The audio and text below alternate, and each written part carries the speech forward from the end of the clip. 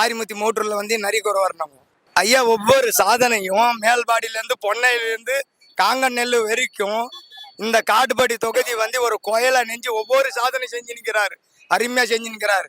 அதே மாதிரி இந்த காட்பாடியில எத்தனை நரிக்குறவர் இருக்கிறாங்களோ அவங்களுக்கு வீடு கொடுத்தாரு, இடம் கொடுத்தாரு, பட்டா கொடுத்தாரு, ஜாதி சர்டிபிகேட் கூட வாங்கி கொடுத்தாரு, எஸ்டில வாங்கி கொடுத்தாரு.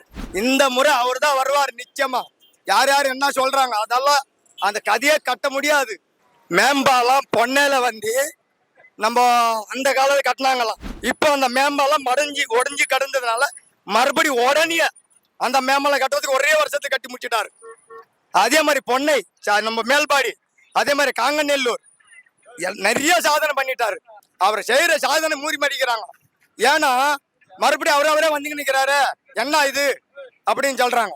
அதெல்லாம் வார்த்தை 1000 போய் சொல்லலாம், 1000 போய் சொல்லலாம். கண்டிப்பா அவர் வருவாரு, அவர் மறுபடியும் ஜெயிப்பாரு.